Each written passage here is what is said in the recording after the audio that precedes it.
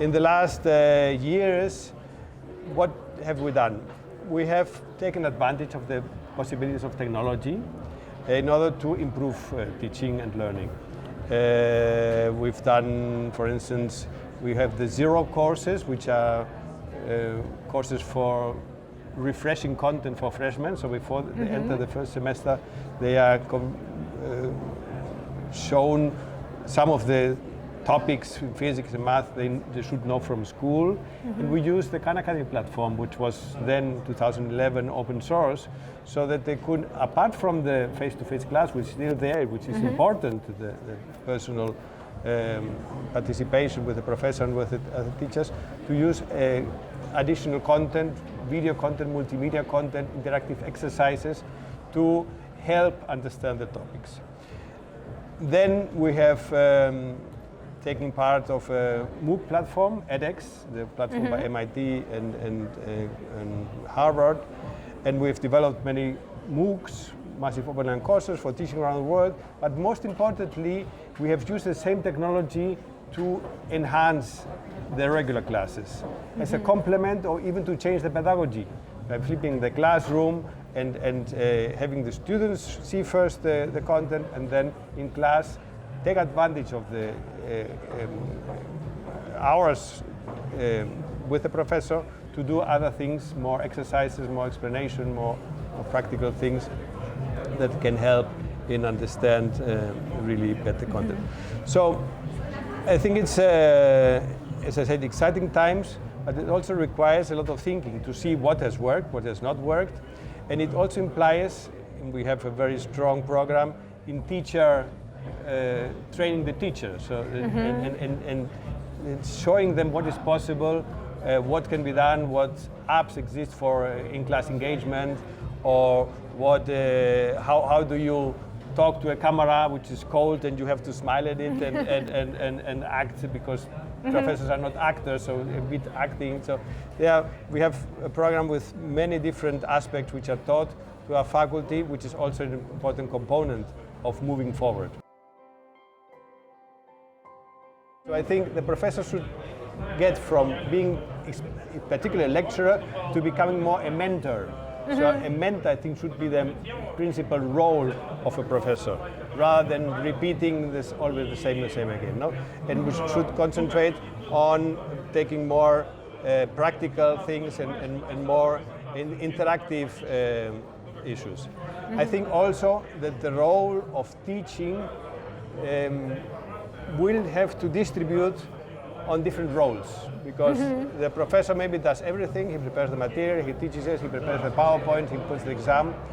Now you need to have different skills to do engaging videos, to do animations or simulations or interactive exercises that keep the attention, the emotion to the student. So you need different roles in the university that take care of these different aspects. So, and then the professor needs to be able to interact with all these different people. So I think we are living in a time where we have to restructure the roles of professors and take advantage of the technology in what it does better. I think the technology is promising, but it's not yet mature to be really deployed massively in courses. I think for particular aspects maybe, but it also requires a lot of effort. We hear the experiment by Georgia Tech where they had a MOOC and they had several teaching assistants. One of the teaching assistants online was Jill Watson. The students liked her very much, but then it was a machine. So this is the good story you hear, but what you don't tell you so much is what the effort that was behind a team of 4 or 5 people during half a year training the IBM Watson in order to be prepared for this one course. So it shifts the effort somewhere else, and we are not really recognizing that there's so much effort. We are hearing the good story, the nice story, but there are not so many similar stories. So it's still a lot of effort. It's to really be deployed massively. So I think in the future, I think it will come, but I think it's not yet mature.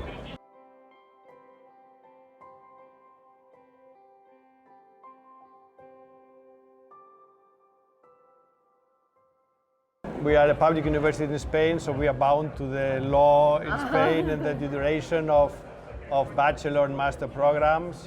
We have most of the bachelors are 4 years, although now it's allowed also to have 3 years, but still most are 4 years, and then 1 or 2 or 1.5 years master. No?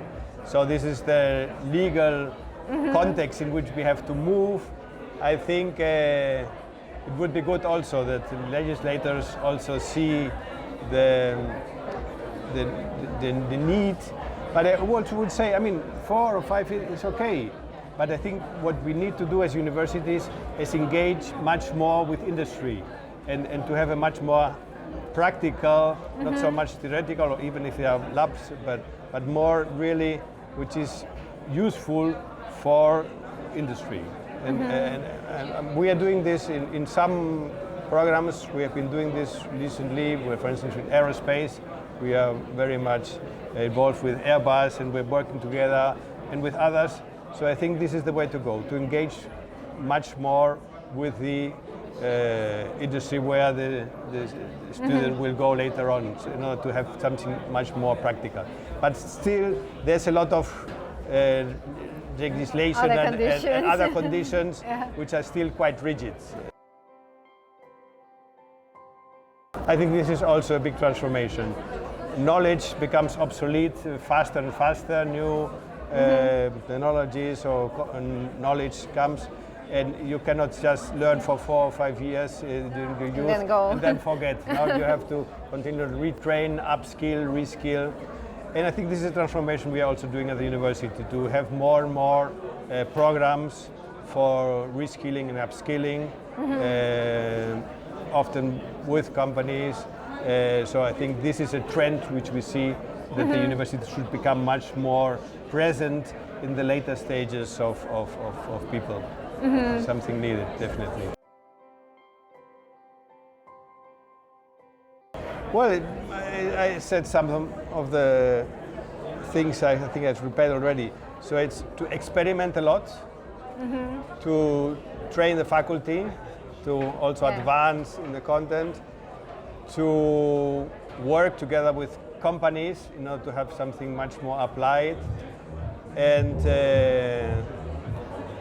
try to convince ministries that we need also their help. We cannot just work alone doing advanced things. We need also the legislator and the context and the funding to do new things, maybe fail, but maybe and possibly advance and do something much more sensible. Okay, it's very interesting. Thank you very much. Thank you for your time. Thank you. Thank you.